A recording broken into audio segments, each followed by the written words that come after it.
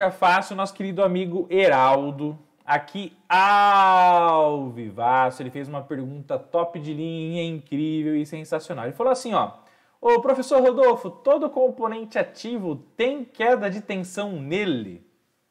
E o consumo de corrente e, portanto, tem uma potência de consumo? Vamos lá, Heraldo, vamos responder a sua pergunta então, tá? Pensa assim, o Heraldo, a potência... sempre atrelada, a potência ela é sempre atrelada ao quê? A tensão e a corrente elétrica. A tensão, força que empurra os elétrons, a corrente elétrica é a movimentação ordenada dos elétrons que gera o trabalho ao basicamente converter, junto com a ação do componente, a movimentação eletrônica num trabalho, seja o aquecimento, a luz, a voz, seja o que for, tá? E quando o elétron ele passa pelos dispositivos semicondutores ativos, seja o diodo, seja o transistor, seja os nossos queridos MOSFETs, amplificadores operacionais, tiristores, entre outros componentes eletrônicos, passou corrente por ele. Se ele está em modo de condução, se ele está polarizado corretamente, seja o diodo, seja o componente que for, tá? Por exemplo, nesse circuito aqui, ó, vamos lá.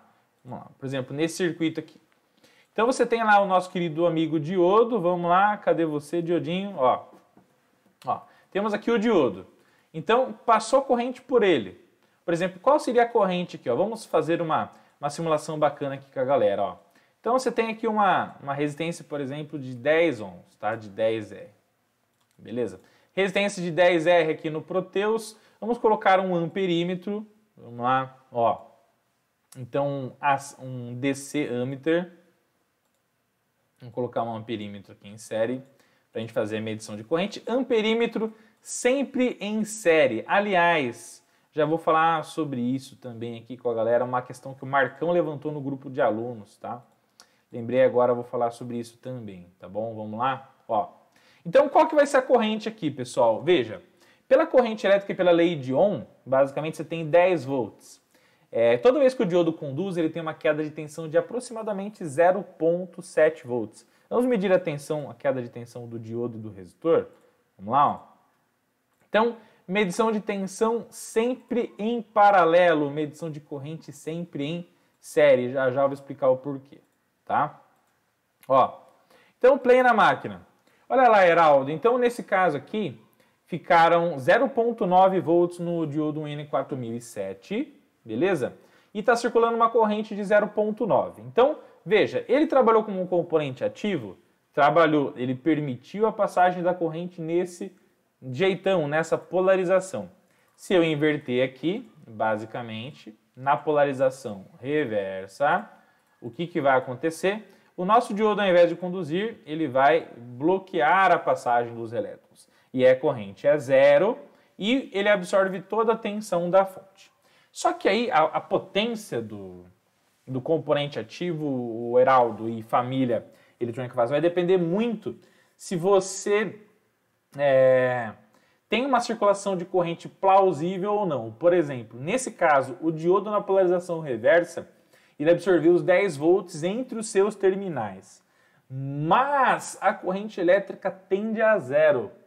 Então, quanto que é potência, tensão vezes corrente? Quanto que é 10 que é a tensão do diodo vezes 0 que é a corrente? 10 vezes 0 é 0.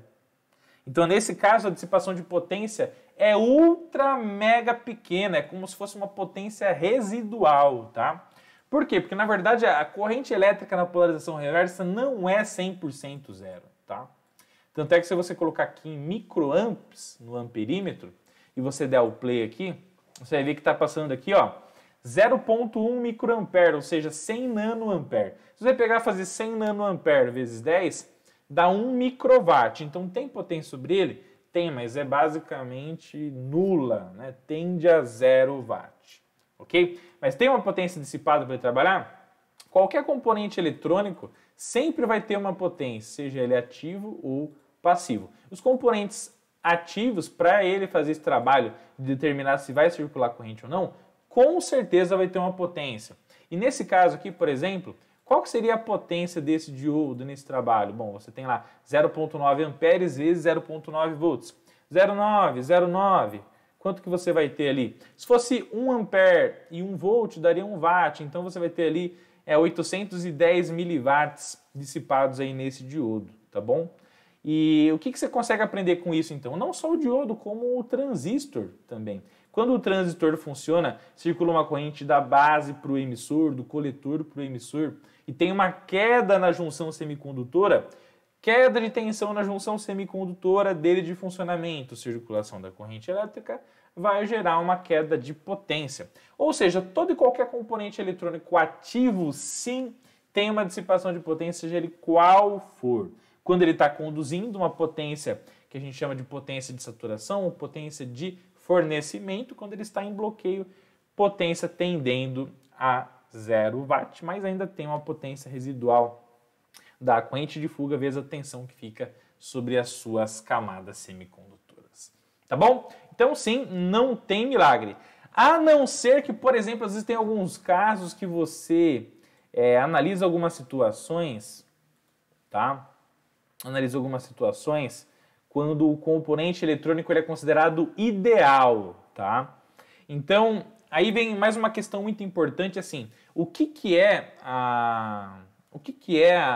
o componente ideal e o componente real, tá bom, família eletrônica fácil? Grava isso aí também muito bem, tá? O componente eletrônico ideal, se alguém falar assim para você, se algum enunciado, algum concurso, ou algum exercício, ou alguma análise, fala assim, considere o diodo ideal, considere o transistor ideal, considere o MOSFET ideal. O componente ideal é aquele que quando ele está em condução, ele não tem queda de tensão nos seus terminais, ou seja, ele funciona como uma chave perfeita, que abre e fecha permitindo ou não a circulação da corrente elétrica, tá? Então, o componente ideal, se você não tem queda de tensão, você não tem queda de potência, como se fosse um componente perfeito. Basicamente, você usa isso aí para análises simplificadas do funcionamento dos circuitos eletrônicos. Por quê? Porque é utopia achar que o componente sempre vai ser ideal, porque todo componente tem as suas perdas eletrônicas naturais, tá? Ok? E o componente eletrônico real, por exemplo, o diodo real, o transistor real, qualquer componente real é aquele que sim é considerado as suas perdas naturais na condução e no bloqueio e etc., quando ele está em funcionamento. Tá bom? Então, esse é o caminho, tá bom, Heraldo, família Eletrônica Fácil? Espero que vocês tenham curtido muito, demais, esse conteúdo top de linha. Não esqueçam, tá, galera? Fica um convite para quem ainda não baixou o nosso e-book incrível, maravilhoso e sensacional do nosso querido curso de Eletrônica Fácil. Acesse aí gratuitamente cursoseletronicafácil.com.br. Os links estão aqui na descrição do vídeo. Deixa o seu like, vem com a hashtag Aprendi Professor, porque juntos somos mais fortes e chegamos mais longe. Vamos para cima? Aguardo você para a família Eletrônica Fácil. Fechou? Vamos lá!